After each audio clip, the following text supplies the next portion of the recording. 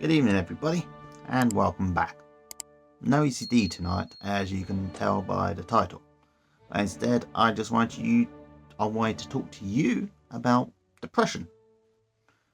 I've had it pretty much most of my life, if I'm being honest. I mean, I would not have said this or known this really back then, but thinking about it, the symptoms have been there since, well, high school really. Since I was about 16, are my earliest memories of, just breaking down and thinking nothing's going to work out for me, you know? Yeah, 16. That's 24 years, because I'm 40 years old now. That's 24 years I've lived these feelings, and I've just accepted them as part of me, you know? That is actually, when you think about it, really pathetic. Absolutely pathetic. You know? I shouldn't have just accepted it, I should have done something, but that's the thing about depression. It makes you think you're worthless. It makes you think you can't do it, or you can't do anything worthwhile and nothing worthwhile is going to happen to you. And you find reasons for this to happen, you know? I mean, I used to blame God for my misery and my depression. I believed it was some form of punishment, because, I would occasionally masturbate as a teenager. Or I would have lustful urges, or I'd, curse, or, general low-level sins, really. And I was determined that God was punishing me for this. And he gave me a depression, and I really kind of deserved it, which is really terrible, because no one deserves this. Actually, there probably are, There probably are people who deserve to feel like this, but not me. War criminals, People like that. I won't name names, but we know who I mean. You all know who those people are. Anyway, I've had these feelings for this long, and they've come and gone, and I've just accepted them. Until recently, and tonight I thought, why don't I talk about how I deal with these feelings? Because, how do I put this? I came to a realization recently that since I've always had these feelings, even when life was going well for me, these days always happened. Back when I was working full-time and earning good money, I still got the feelings and urges of depression. When even in the middle of holidays, I'd get them, and I'd be depressed. Like last year when I went to Strasbourg, I had, on the Friday, a whole day of being depressed. I woke up being depressed, not knowing what I was going to do that day. I mean, there was plenty of things for me that I just couldn't really figure out what. So by about 10 o'clock, I ended up going to Colmar, an absolutely beautiful place, filled with tourists in the Alsace region. Absolutely beautiful. Look it up online. Actually, you know what? I'm going to show you some photos right now, along the screen now while I'm talking about it, and the things. Anyway, as I was saying, I went there depressed, not knowing quite what I was doing, because I thought, do I want to go to this place, or do I want to do something else? So I was thinking of checking out one of those villages, but you had to go by bus, and I wasn't confident enough in my French to get a bus. Yeah, I know, pathetic, because people were doing this long before me. But I chickened out of that, and I ended up walking around Colmar. It's a beautiful place, so it's okay. But for most of this day, I was really depressed. I mean, I was walking around, taking photos, thinking, yeah, this is beautiful, but I was feeling really depressed. Why? Partially because I was on my own. Problem is, when you go to somewhere like that, you're surrounded by couples, It's a romantic place. So there's lots of people, lots of young people, older people, walking arm in arm, hand in hand, just enjoying themselves together. And there's me, on my own. See, because for a good part of my life, I've convinced myself that I was unlovable and that no one would ever truly love me. And unfortunately, some of the relationships I've had have kind of proven that to be true, but it's not true. I'm not unlovable.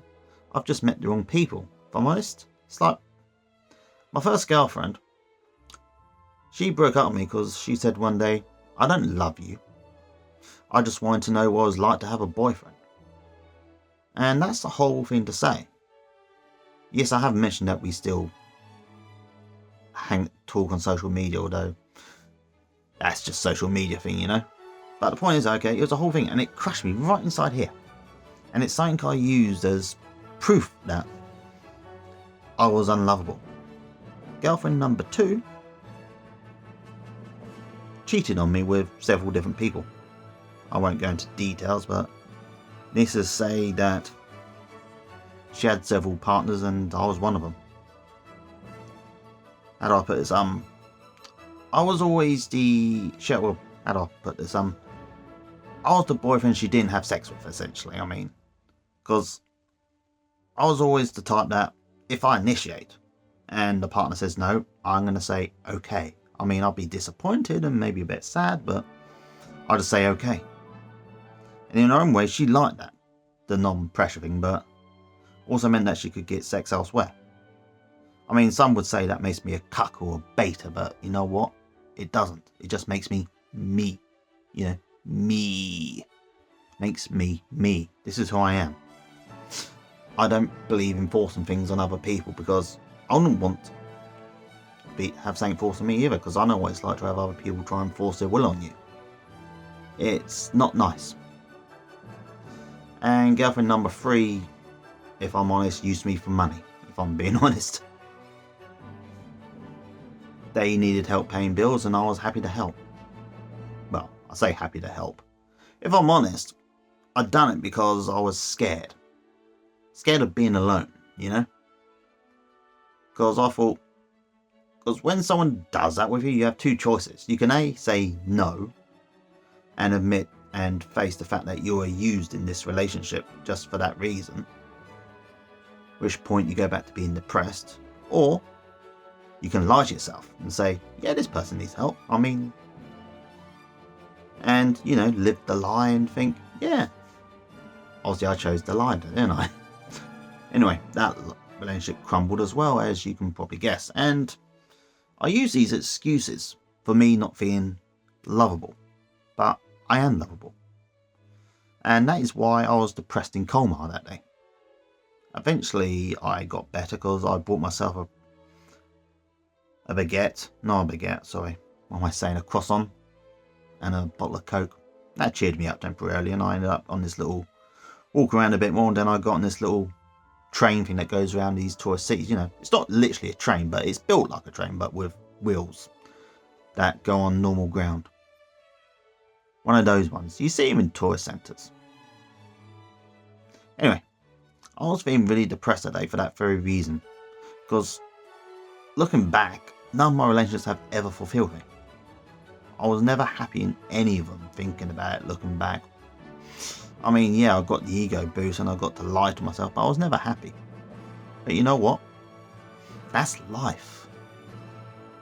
You know, I could go down the incel route right now and say, screw women, but that's not me. And you know what? I know those are just 3 people I met.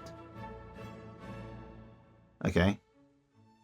You know, con artists like weak people, and I was weak. I still am, if I'm honest. I probably always will be. But that's life, you know? I am who I am, you know? I'm a kind-natured individual. I don't force my will on others, and I'm happy to be that way, you know? I like being that way. And I know that there is someone out there for me. I just got to meet them.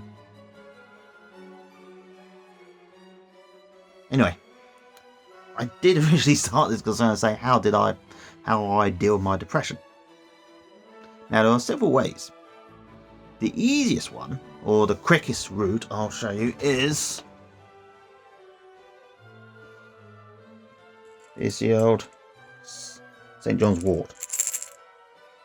These things here. It's an antidepressant pill you can buy over the counter or online from your favourite online retailer, that is. You can buy them from there too. And you can take one and they do cheer you up. Or I think they do. I mean, it could be a placebo effect working on me, but I think they work. But that's a rarity. I don't like to take those unless I absolutely have to. I mean, the last time I took one was... Well, it wasn't in September. Actually, let's have a quick look. It is... Don't know if you can... There's my calendar. Is that... Oh no, it's October. Where is August? Here we go. 31st of August. So it's been about 2.5 weeks. I took one earlier today because I was feeling quite down. So it's been about 16 days. 16 days, which I think is pretty good. So I always said I would never become reliant on these things. And it works. I'm feeling pretty good because I was feeling pretty bad earlier because, if I'm honest, I'm a bit of a hypochondriac. I'll show you. Look at this arm here. Don't know if you can see. I'm covered in moles, little ones. I've had these things on me all my life. Don't know if you can tell, but there's one right here, like a faded one here. All around here, you can't really see. But the point is, it's there. And I spotted this morning, and I became very, very paranoid about it. And I spent about 20 minutes looking through old photos to finally work out, yes, I did, and it's always looked like this. It's not one that's just suddenly faded. It's always been like that.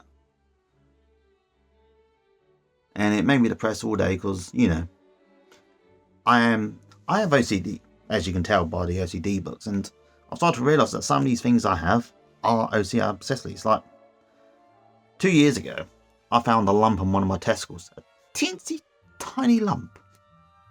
It'll be 2 years in December. It was December 23 I found it. I mean, I saw the doctor, they felt it, and they said, yeah, there's a little something there, so they sent me to somewhere else, and they done the scan, there was nothing. Last time I felt down there was nothing there either, which is good. But at that moment, when I found it, I had pretty much consigned myself to death. I was getting ready to make a will. I was going to do one of those videos to all my family saying, sorry guys, I didn't make it. You're going to have to do the rest of this without me, that sort of thing. And, you know, give my stuff away to do what you want. My stuff, give it to charity if you want, I don't mind. Just make it a good cause. And it just brings up memories and how easily paranoid I am. Which is something I've come to recognise since doing the OCD book. I mean, if you've been watching those, you'll probably recognise the symptoms. Anyway, I did not start this to talk about it. I can talk about how I deal with my depression. Now, none of these are 100% foolproof. Another thing I would recommend is water. No, I'm serious. Water. You want to drink plenty of water. Stay hydrated, people, okay? Hydration is so damn important, and water is good for hydration. It's perfect. It's the best one. I mean, you will pee a lot if you drink nothing but water, but you will feel better for it. I know that. And would I recommend fizzy drinks or sugary drinks? No, I wouldn't. They can give you a quick buzz, you know, like a Red Bull. Kind of like how if you're tired and you drink a Red Bull, it will wake you up temporarily, but it just really temporarily withholds the sleepiness that's inside of you. It doesn't do long term. It just does short term, which is what I recommend the fizzy drink does. In that moment, you're cheered up, but afterwards you won't feel it like you did. You'll go back to feeling how you were. So no, I would not recommend fizzy drinks. If you're really bad, then yes, I would say yes. Go outside, buy a sugary drink, and temporarily cheer yourself and use that as a boost to do other things. So I'm going to get onto my other one. Exercise, or rather, just do something. Get the blood pumping, you know. If you're on your own, dance. No, I'm serious, dance. Get some music that makes you want to move. Okay, something that you just love and the beat gets you and you just want to start moving your body in ways that you wouldn't do so in front of other people. That's what I do sometimes. I get out a good song. I have a little playlist on Spotify of songs like that. I mean, Sometimes I think about sharing it, but the thing is though, see, I know the music I like isn't always what other people like.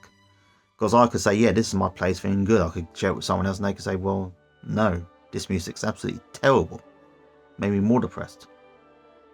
Anyway, blood pumping, exercise, dancing, anything. Just get the blood pumping and it will help.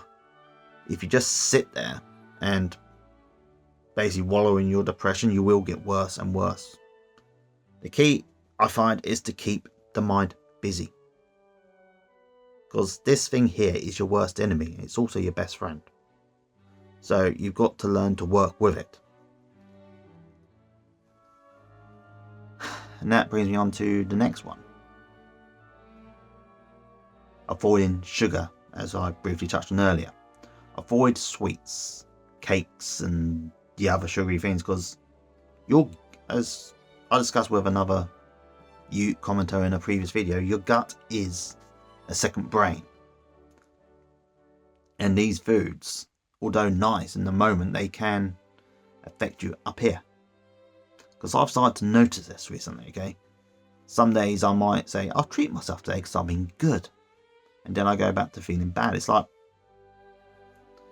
when I'm drinking water, I know I'm doing myself good, so I feel better for it, When I eat, say, chips from an air fryer instead of a deep fat fryer, they're not as nice, but I know I'm doing myself good, so I feel good for it. If I eat an apple, I know I'm doing good. It's not as nice as, say, an apple flavoured bag of M&Ms or... No, we're not saying apple M&Ms. I'm thinking, what are the other ones? Opal fruits. No, sorry, I was saying opal fruits. I just ate myself. Starburst, Anyway, you know what I mean, okay? The sugar, the fruit flavoured candies. Instead of eating fruit flavoured candies, eat fruit. It's not, I'll be honest with you, I find most fruits and vegetables to be tedious. I find most healthy food to be tedious, and I do find it hard sometimes to eat them. I really do. Sometimes it's the taste, sometimes it's just the texture. It just doesn't, excite me. But eating them does make me feel better. So this is something I would recommend. Next, making a vlog. And I know I keep mentioning this, but you should make a vlog. If, like me, you suffer from mental health problems, make one. Talk about what's going on in your life, Doesn't matter how many people you reach, because it's about you. And you will make friends along the way. If you have a friend online you care about, tell them. They'll leave messages. I mean, there are one or two people, my internet friends I have, who watch my videos. And you know who you are. And if you are here right now, hello. They know who they are. I won't name them. But they sometimes leave comments and they watch it, and the words of encouragement they leave make me smile. And that leads me on to the last one. The breathing and the counting. What you want to do is, you want to breathe in for 3 seconds. So, and out. Personally, I do this with each one. It's like, you can say, you don't speak out loud, but you can say things like, hello stress. Goodbye stress. Or you can say something like, hello depression. Go away depression. That sort of thing. Breathing exercises, because the breathing exercise doesn't really... Does breathing help? I don't know, but what it does is, it makes you stop for a moment to think about how you are and how you don't want to go down this route right now. The other one is counting backwards from 100, using only even numbers. So you go 100, 98, 96, 94, 92, all the way down to 0. Now, the exercise itself, I don't know if there is a proven benefit to it, but what I have learned is that when you do these exercises, it gives you a moment to stop, and you can say, right, I'm getting depressed right now, okay, so I don't want to feel like this, because no one wants to feel like this. So you say, right, I've got to snap out this and I've got to do something about it. Is it easy? No, it's not, okay? So if anyone wants to say, oh, it's not that easy, of course it bloody isn't. You really think I'm going to do all this and just say, and just give the whole, oh, don't be depressed thing? No, it's not, okay? It's not easy, okay? It will never be easy. You'll be fighting this your entire freaking life. Okay? So if you think, okay, there's a quick fix to this, there is not. You are stuck with this beast until the day you die. What I want to do is help you fight, or give you the tools that will help you fight it. Because I don't want anyone to be depressed. As I said before, okay, only war criminals and other types deserve that kind of feeling. The average person does not.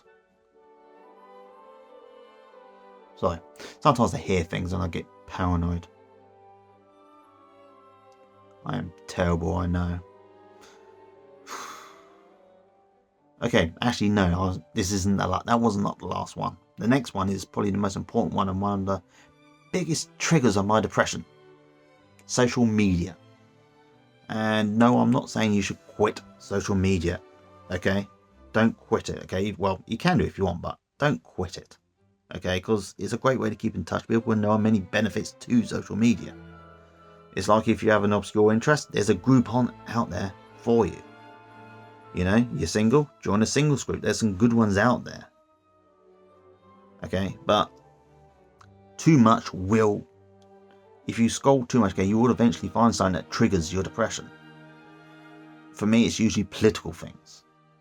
When I see people saying things like, you know, F that group, I hope they die and all that lot, you know. And I don't think any group really deserves to die.